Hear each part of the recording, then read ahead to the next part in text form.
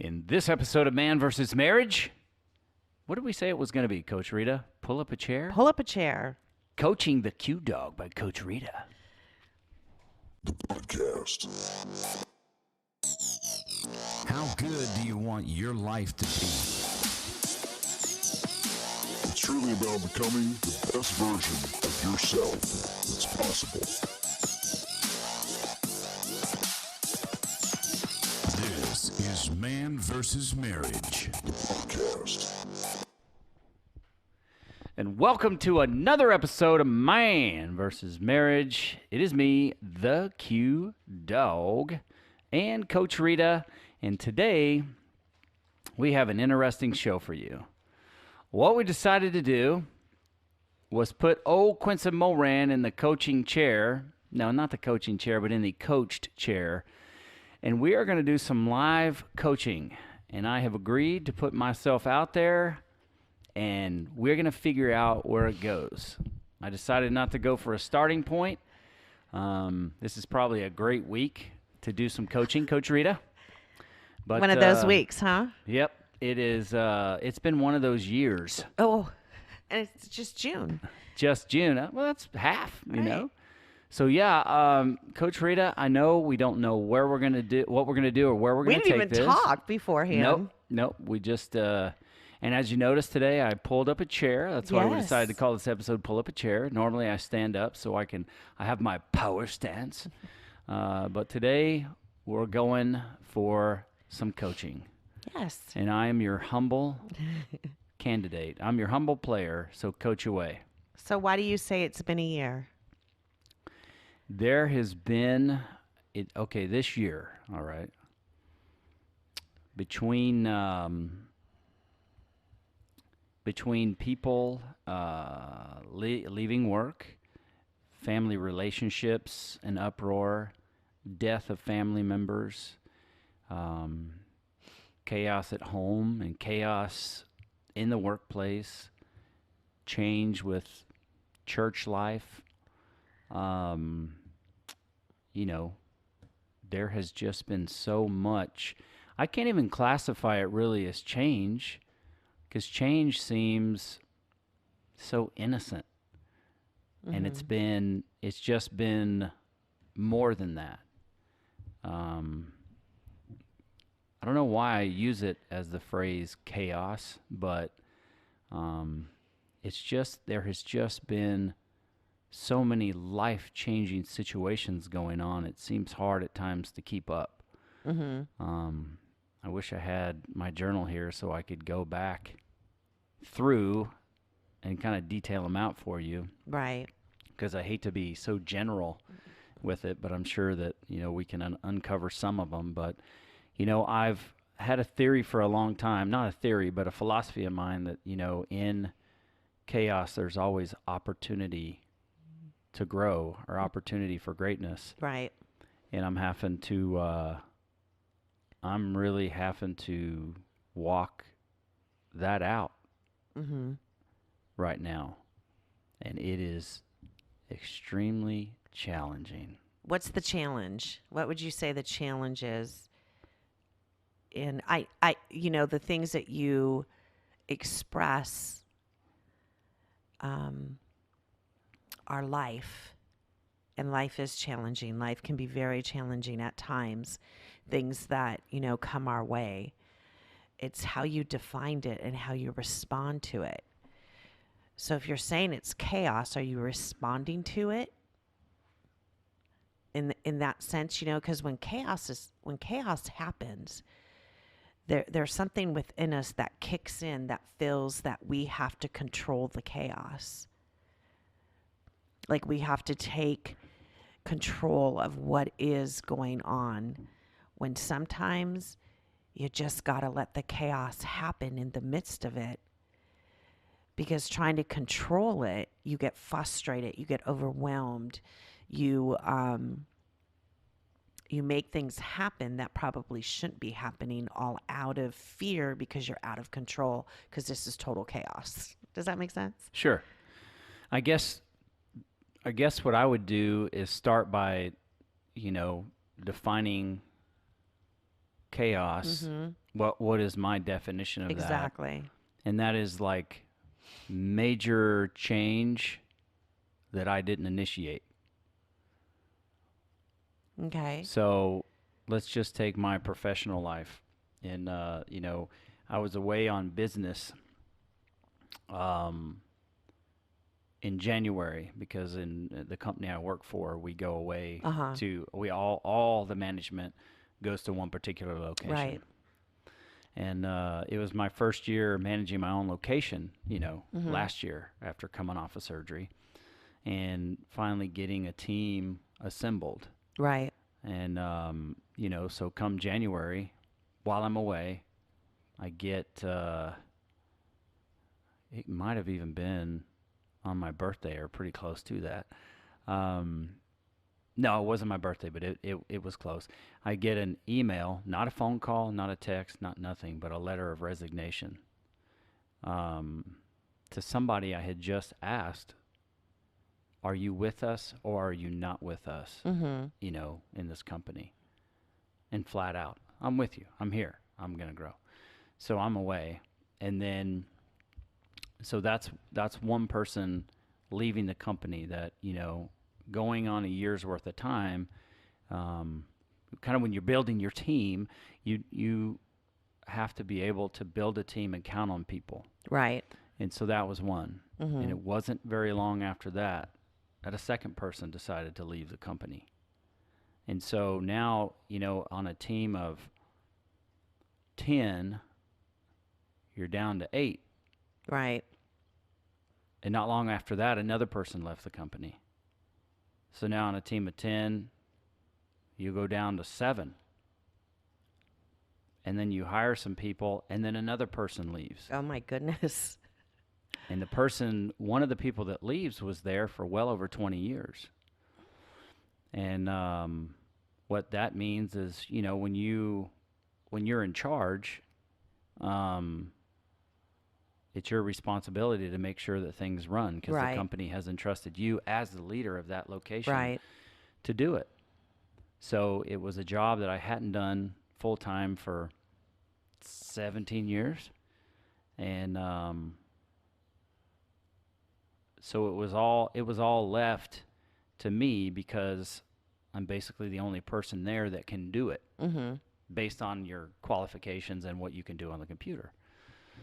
So not only am I trying to run our location,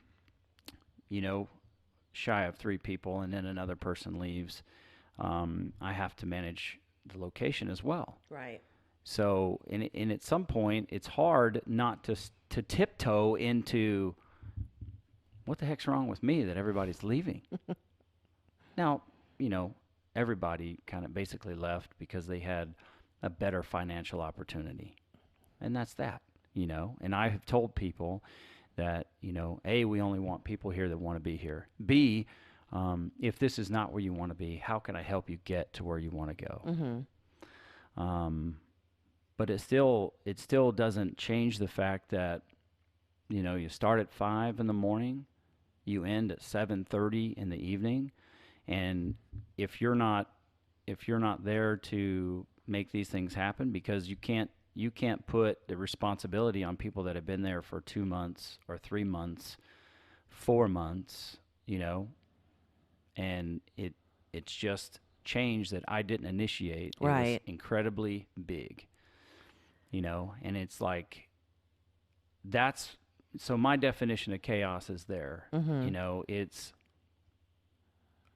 just extremely difficult. And I'm looking, the mindset I try to take through it, like I said, is looking for opportunity in it. Mm-hmm. Not to let it destroy me, but to say, you know what, and tell my team also that there's opportunity in this change. There's opportunity in this chaos. And looking to work through that. And that's just on the business side of Right. things. Right. So it's 5 in the morning till, like 7:30 at night. Mm-hmm. And it's like, well, I'm still supposed to be a dad. I'm still supposed to be a husband. Right. And, when things change at home, everybody changes at home.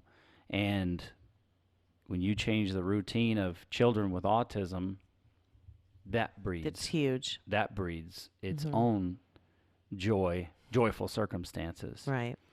So Joyful chaos. joyful chaos, because there's change that you have no control over. So I live my life the way that I say and the things that I do. But that since the beginning of the year, and basically the job is 7 days a week right now, and it was like no end in sight. And trying to train 5 people, Right. 5 brand new people. I have a great support system that's there, but being responsible for 5 brand new people in our industry, and how safety has to be the core value Right. of what you do, and how can you put the right amount of attention on people when the job you're doing is, wah, wah, wah, wah. But it all matters because you talk about people's livelihood and other people's career. Right.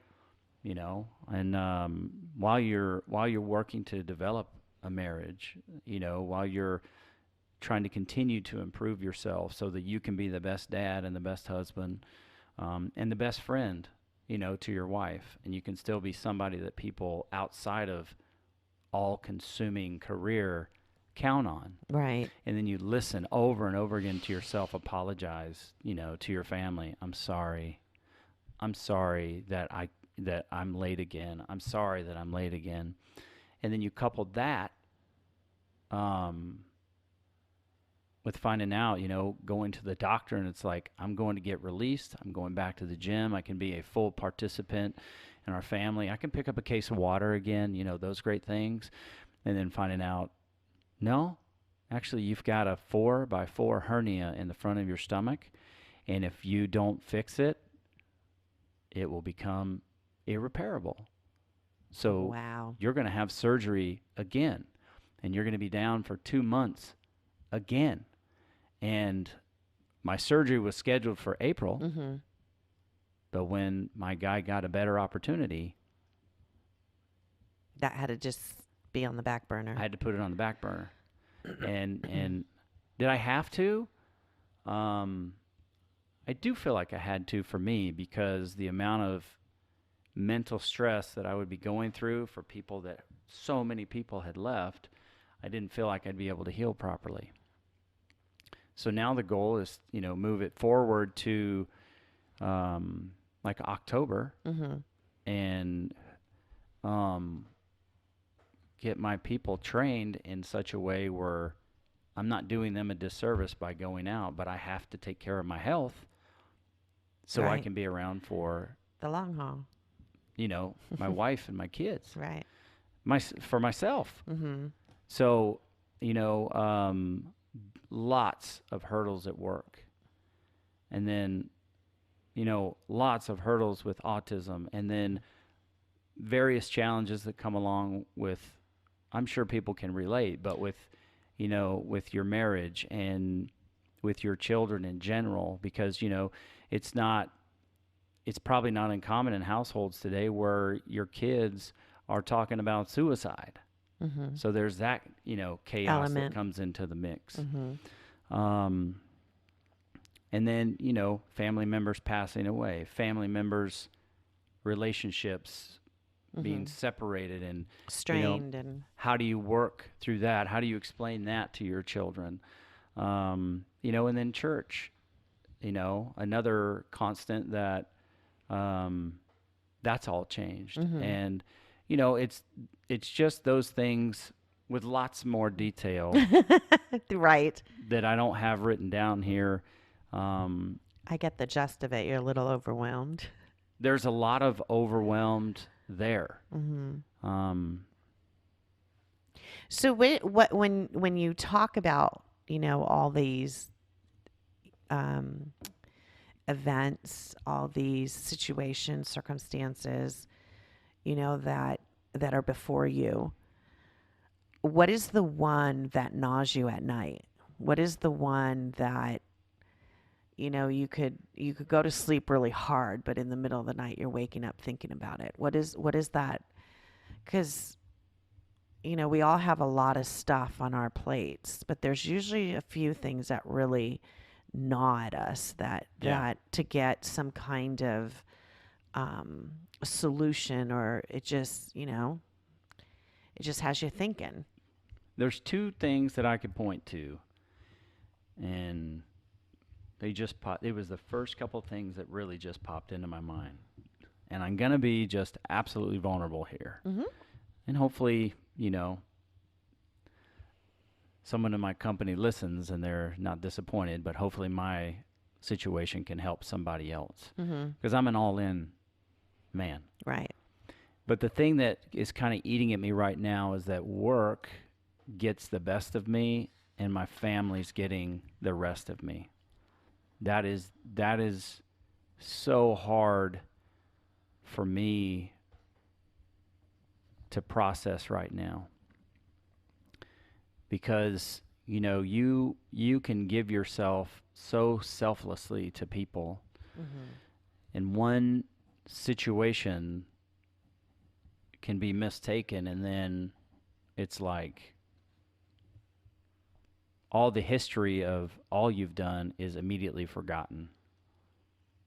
And it's like it gets so thankless sometimes. Right. That it's like all this time and effort, all this heart and soul and spirit and life I'm putting into something, while my family is just, doing their thing.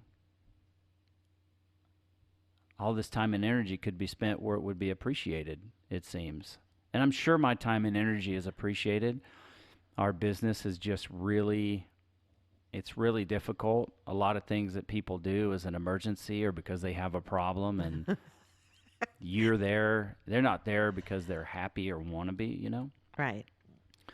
And then the second thing is my inner attitude towards my wife and my kids. And Explain that. Sometimes you can just grin and bear it, but I'm very cognizant of how I think towards my wife and towards my kids when their situation is going on. Here's a perfect example. I'm going to use the word again, there was just total chaos going on at work yesterday. 2 serious safety situations. Like, I can't get into detail, but Right. one of them ended with a person in my office unloading on me. Not somebody within the company, but somebody outside the company in tears and just unloading and telling me what I did to them on something that I was not involved in. But because I'm the leadership there, I had to take it. And it just threw me. I mean, it was absolutely terrible.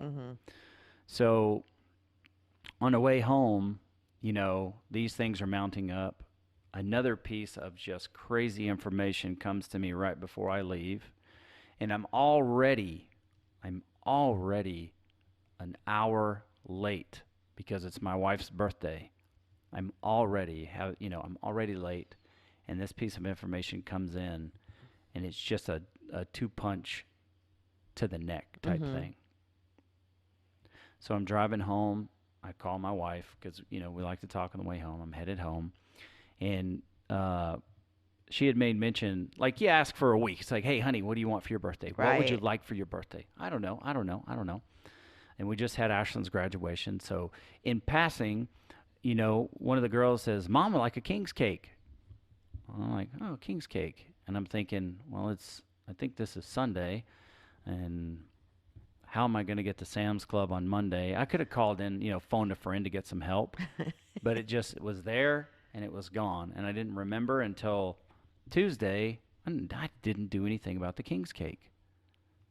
Or maybe it was Wednesday, So I'm on the way home, and all this really difficult stuff has happened. And in the background, my kids are scolding me because I didn't get her king's cake. I didn't get cupcakes. I didn't get gluten-free stuff so the kids for autism can make it. Right. I had made requests for that to be, because we did Walmart pickup. Uh-huh.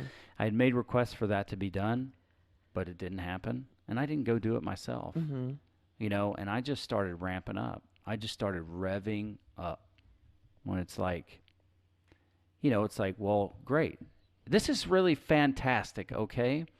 You've got no idea what I've been through, but now you're telling me this and you're telling me that, and I'm just thinking these things. This is my Right. inner dialogue starting to build up like a volcano. And I just had to put the kibosh on it because, A, everything they said was right. Mm-hmm. If it was wrong, I'd still have put the kibosh on it. Everything they said is right. And the truth is, this situation has nothing to do with A, B, or C. Matter of fact, A has nothing to do with B. A and B have nothing to do with C. Right.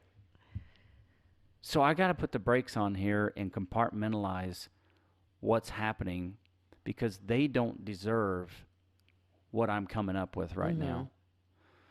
So I really had to check myself and the way that I was thinking and how I wanted to respond and how I wanted to pour out my frustrations on them Right.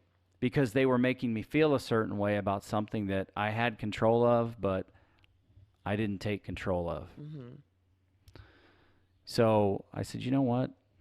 They're not going to get this. I'm going to call my wife back. I'm going to ask her if she wants Rocky Road or, what she wants.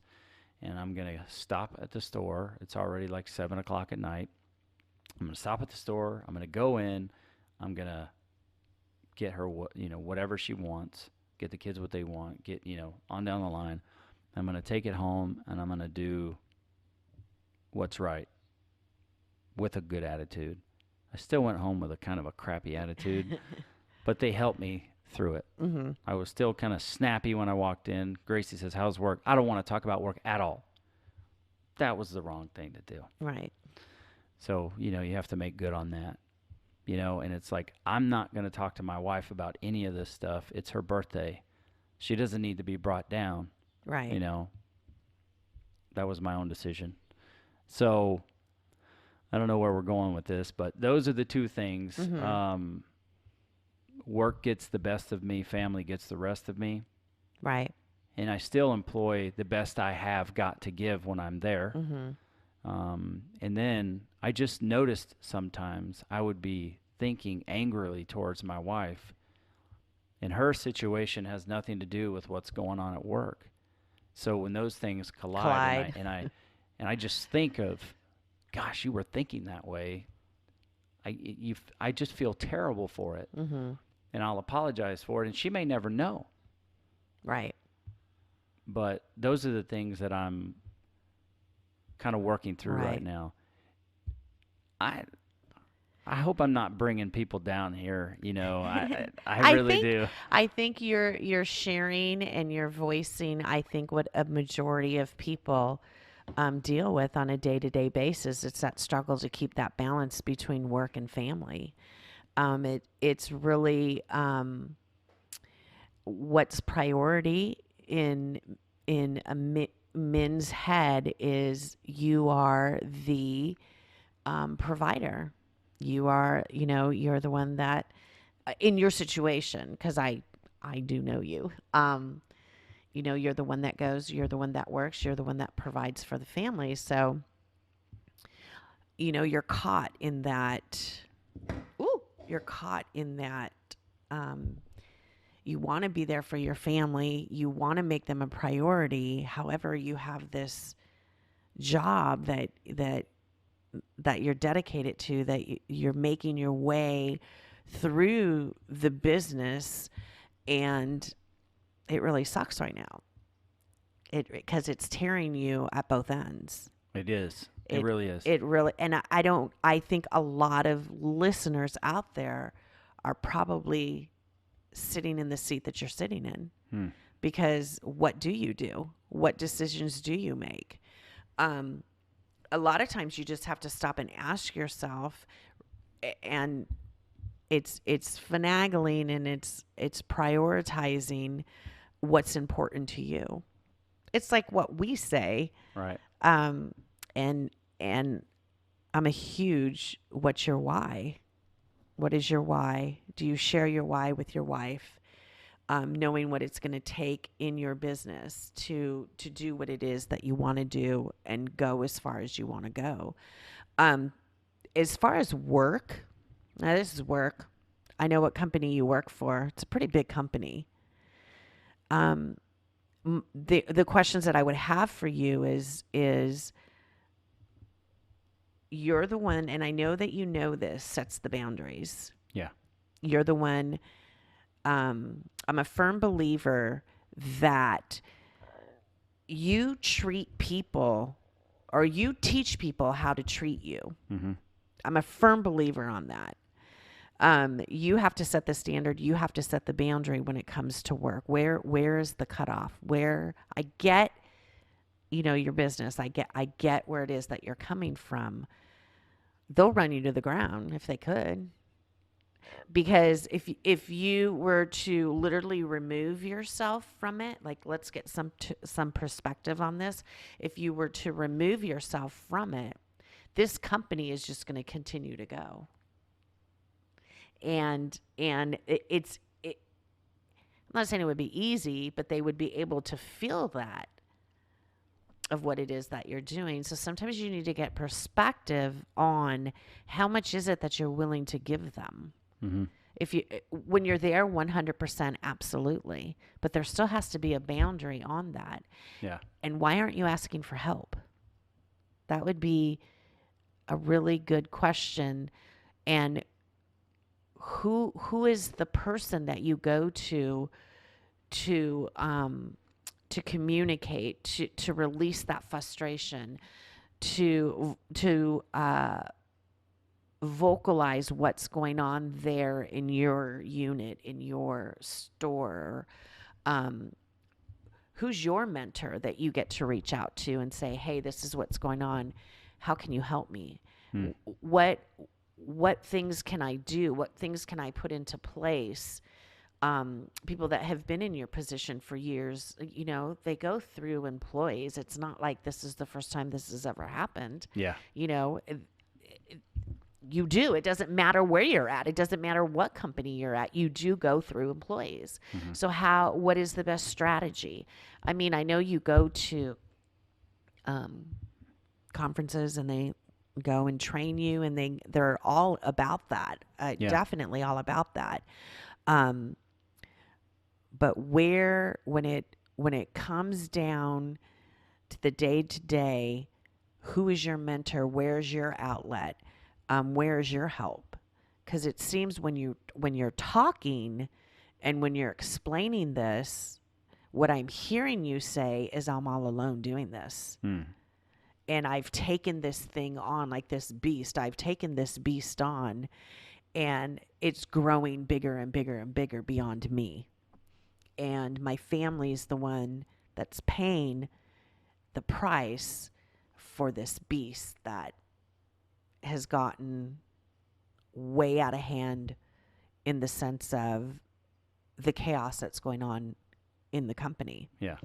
So I don't know if those are really answers that you can give me. It's something to think about. A lot of times we don't ask for help. A lot of times we think we can do it because we're trying to prove something to upper management, or we're trying to prove something to ourselves that we can do this and we don't need to ask for help.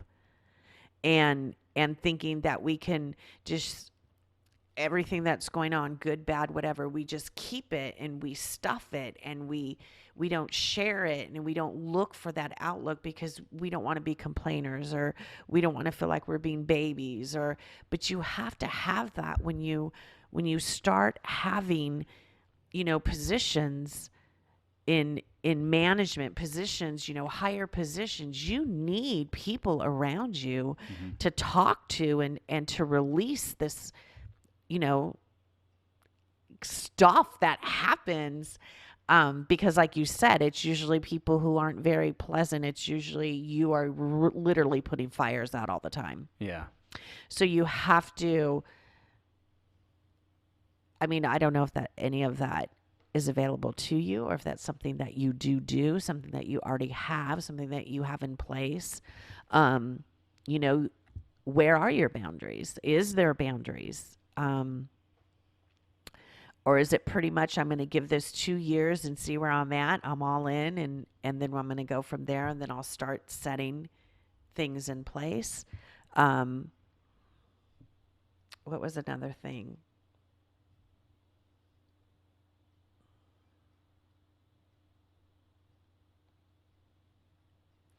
I guess the other thing too is big is where's your support? Where's your support system? Who has you? Yeah. You're big on you have the employees, but who has you? Yeah. Where can you go and gain that support and the encouragement and the insight and the wisdom that you would need, to move forward through these situations of the employees and having new employees. And that's huge. Yeah. That's a huge thing to take on, all in the midst of, hey, I'm the new manager. I'm here to, rock and roll. And, there's just so many things that take place when you come in as new management. Yeah. There really are, especially for a visionary like me, So you ask a lot of good questions because that's your specialty. I can tell you that I noticed probably a month ago that I kind of had like ripped out all the boundaries for work. Like I just let it just completely consume any boundary line that it had because I kind of caught myself continually thinking about every situation. Most of my thoughts, most of my speech was all about work. And I realized, because I've got you as a great coach and your words do run through my head quite often, that I had absolutely no boundaries for work anymore. It had completely Consumed you. consumed me. And who do I ask for help? It's a big company. I know your company. It is. It is. The hard thing for me is that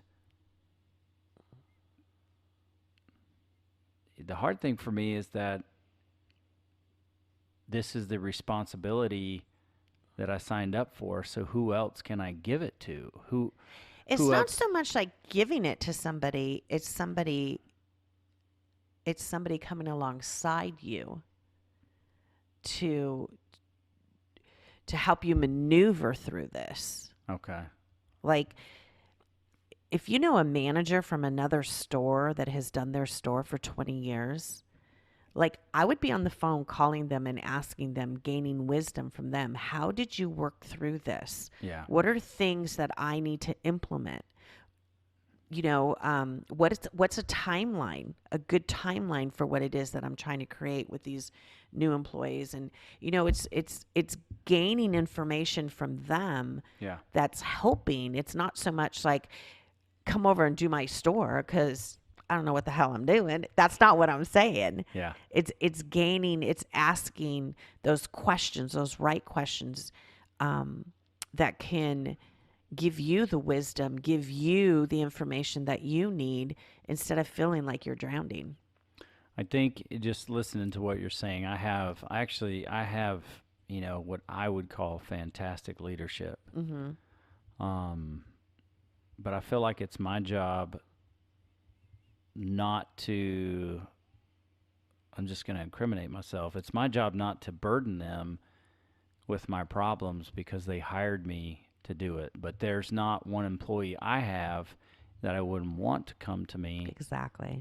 to let me help them with their problems.